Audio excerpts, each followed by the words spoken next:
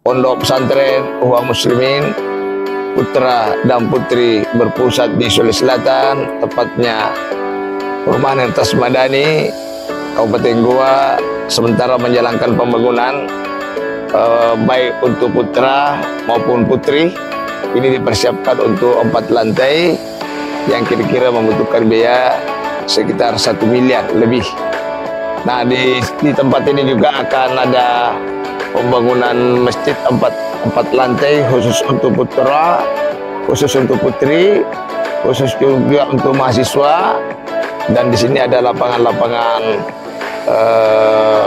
bola, lapangan voli bagi santri-santri putra, dan ada kolam ikan, dan ada supermarket yang ada di dalamnya. Jadi harap bantuan kepada sahabat-sahabat saya agar dapat memberikan partisipasi.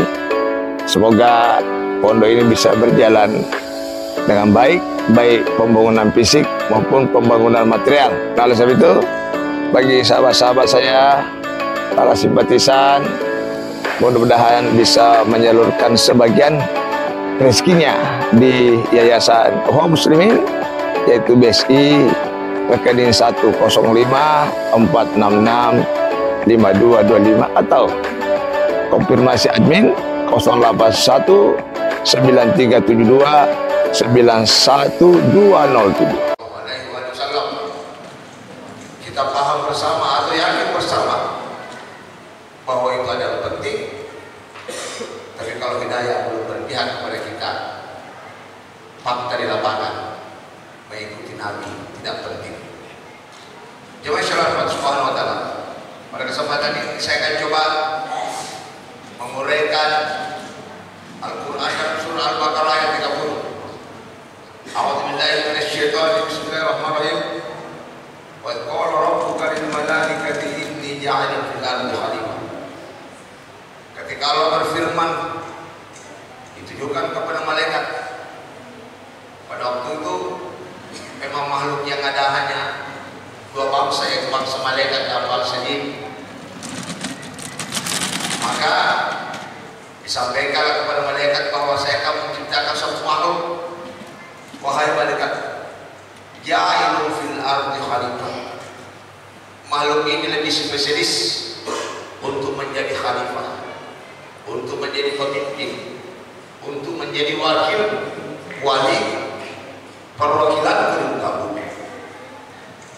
Jemaah syariat Allah Subhanahu wa taala. Oleh sebab itu tadi saya katakan mengikuti Allah dan mengikuti Nabi itu dibutuhkan kekuatan hidayah, gerakan hati.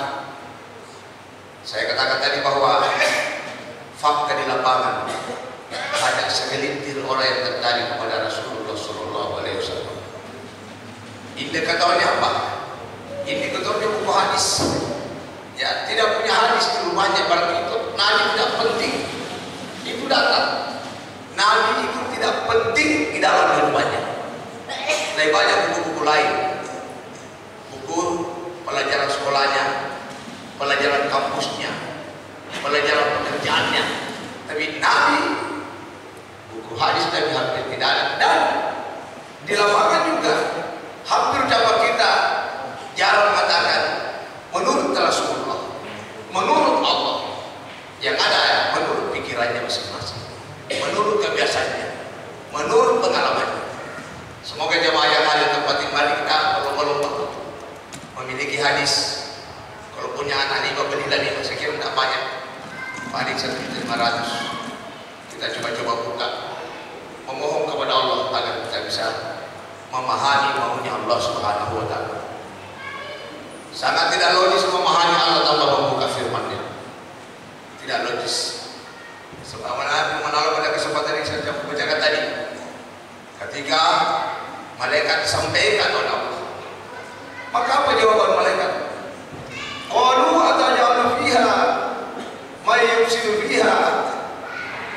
Malaikat sudah paham bahwa makhluk yang ingin diciptakan Allah, makhluk apa rasul, makhluk yang banyak membuat durhaka dan banyak membuat pertumpahan darah. Wa yasfiku dima, ya, wa yasfiku dima, yaitu melakukan pertumpahan darah, bunuh membunuh. Terakhir di media hampir 1 bulan ini berita bunuh membunuh. Sehebat-hebat suatu rekayasa, Allah juga memunculkan rekayasanya, jemaah sekalian. Tapi malaikat bertanya bukan berarti tidak setuju. Beda iblis. Iblis dalam ayat 35 ini memang tidak setuju. Setuju kalau memang diciptakan, oke ya Allah, tapi jangan dia jadi pemimpin. Saya yang cocok. Karena historis saya dengan manusia itu beda Allah. Saya lebih mulia dengan manusia. Manusia dari tanah liat, saya dari api.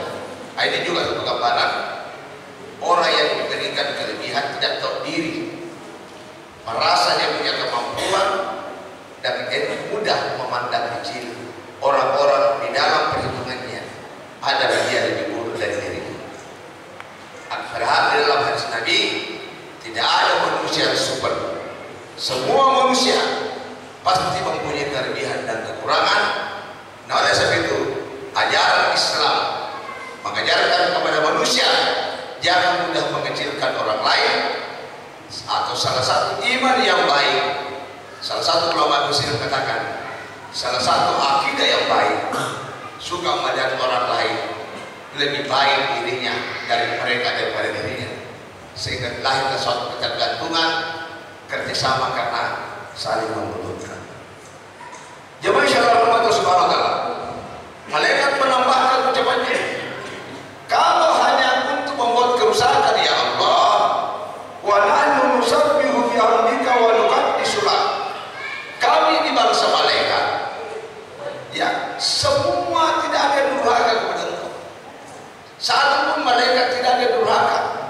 Kerja kami hanya nusabbih, hanya mensucikan Engkau, wa nuqaddisu lak, dan memuji Engkau dan memasucikan Engkau dan menghormati Engkau ya Allah. Akan tetapi manusia tidak tahu diri, sudah diberikan fasilitas, malas tunduk kepada Engkau. Apa jawaban Allah Subhanahu wa taala? Wahai malaikat, stop komentarnya. Stop komentar.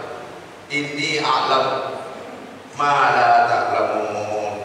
Saya lebih memahami. Dan kau malaikat tidak tahu apa hikmah saya jadikan manusia. Allah Subhanahu wa taala memberi gambarkan selanjutnya agar malaikat lebih yakin lagi apa hikmah di balik kejadian manusia. Wa 'allama Adam al-asma kullaha thumma 'aradahum 'alal malaikah.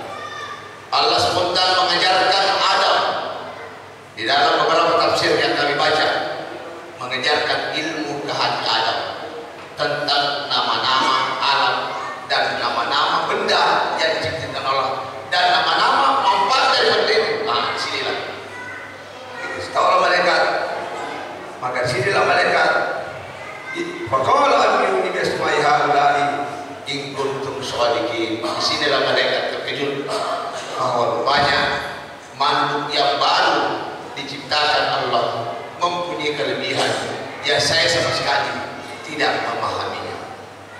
Jemaah syariat Allah Subhanahu wa taala, ini kelebihan makhluk manusia diberikan oleh akal memahami ciptaan-ciptaan Allah Subhanahu wa taala. Kalau kita mengadakan hitung-hitungan jemaah sekalian, berapa jenis makhluk yang Allah ciptakan di muka bumi? Ada binatang, ada hewan, ada ikan, macam-macam, ada jangkrik, semuanya mempunyai hikmah, manfaat kepada manusia. Kalau kita hitung, kami lebih mulia dari makhluk yang lain. Kami lebih mulia daripada sapi, dia tidak punya otak, sedangkan kami punya akal. Di sisi lain engkau lebih mulia, tapi risiko hidup engkau lebih berbahaya dari sapi. Karena sapi itu setelah dimakan selesai tugasnya, sedangkan engkau manusia, engkau salah jalan muka bumi, engkau akan dihancurkan oleh Allah. Punya anak tidak sholat, tidak tahu Quran, hati-hati, hati-hati, engkau akan dihancurkan sehancur-hancurnya di sisi Allah Subhanahu wa taala, baik di dunia apalagi di akhirat. Api menyala-nyala sepanjang masa, derajatnya api jauh lebih hebat daripada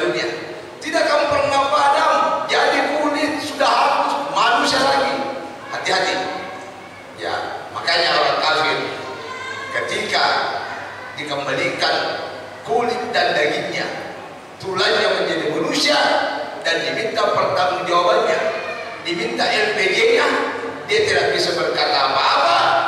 Maka dia mengatakan di dalam surah An-Naba, wa kuntu turaba, ya Allah, sekiranya saya jadi manusia, saya jadi tanah saja. Ya, ini suatu ibarat. Kalau di akhirat nanti kita disiksa oleh Allah, mungkin kita mengatakan sekiranya dulu saya jadi kerbau saja, ya Allah, saya jadi kambing mungkin lebih baik. Di sinilah keadilan Allah Subhanahu wa Ta'ala. Hati-hatilah yang diciptakan manusia, karena dia ada amanah menjadi khalifah di muka bumi. Makanya manusia yang berhak mengatur makhluk yang lain, mengatur binatang, mendorong kambing, mendorong sapi, mendorong kuda untuk digunakan. Tidak mungkin kuda yang jadi khalifah yang mengatur manusia, tapi manusialah yang berhak mengatur makhluk yang lain. Kalau kita kumpulkan lagi dalam bentuk berapa manusia, seluruh manusia, maka yang lebih layak menjadi khalifah adalah manusia yang mendekatkan, yang mengenal Tuhannya, yang mengenal Allah, tahu caranya mengatur manusia. Beginilah caranya menurut Allah, karena dia adalah yang menciptakan dan dia adalah mandataris. Allah yang berdaulat di muka bumi ini, punya kedaulatan tertinggi adalah Allah Subhanahu wa Ta'ala. Tidak ada rakyat yang berdaulat. Itu ajaran komunis, kerakyatan, kedaulatan rakyat. Kedaulatan ada di tangan Allah. Kecuali rakyat ditunduk kepada Allah, maka itulah hakikat kebenaran seperti yang dicontohkan para nabi.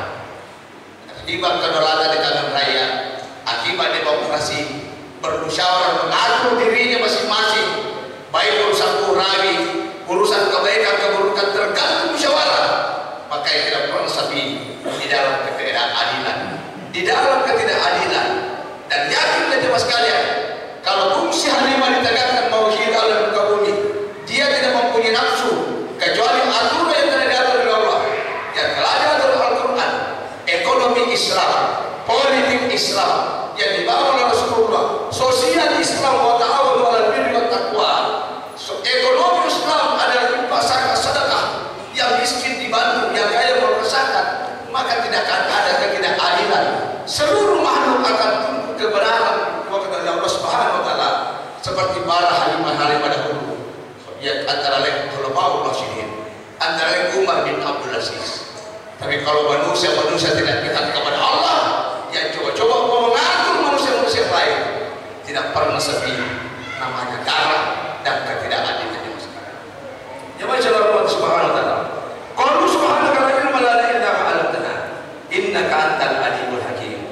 Maka malaikat mengatakan, maha suci Engkau ya Allah, la ilma lana, maafkan saya yang telah bertanya, saya tidak mengetahui apa-apa, illa ma 'allamtana, kecuali saya diberitahukan. Ini satu gambaran ilmu malaikat. Jangan sombong. Saya memang ikhtiar mengajar, saya ikhtiar belajar di pondok pesantren, tapi ya Allah, saya tidak menghafal firman-Mu kecuali Engkau beritahu kepada aku. Aku hanya berikhtiar, aku hanya dulu, aku hanya untuk memohon kepada Engkau, aku hanya mentadabburi Quran. Ada yang menghafal 5 tahun, ada 10 tahun, ada 2 bulan, tergantung Allah. La ilma lana illa ma 'allamtana. Janganlah mengatakan sekolah kami hebat, guru kami hebat, sistem kami hebat, manajemen kami hebat. Begitu banyak juga manajemen orang dahulu dijaga oleh apakah pondoknya ditendang tutang, tapi subhanallah kehidupannya yang diberikan oleh Allah Subhanahu wa Ta'ala. Yang terakhir jemaah sekalian, qala ya adam ma bihim biswahim falamma hum biswahim qala lam aqul lakum inni a'lamu ghaibas samawati wal ardh wa a'lamu ma tubduna wa ma kuntum taktumun. Jemaah sekalian, Allah juga memahami tentang apa yang ada di dunia, apa yang kau lahirkan, apa yang kau ucapkan, dan apa yang ada di hatimu. Allah tahu. Rencana-rencana itu Allah sudah tahu. Mari kita merasa mau hina Allah, sehingga tidak ada lagi rencana kita, rencana yang kita buat sendiri. Mohonlah kepada Allah agar rencana kita rencana yang kau ridhai. Bagaimana caranya? Tidak ada cara lain kecuali membaca Al-Quran. Kunci daripada kesuksesan ini adalah Al-Quran sebagai pedoman hidup. Jangan pernah bermimpi untuk dekat kepada Allah ketika jauh dari rumahnya. Kekuatan Al-Quran adalah kunci.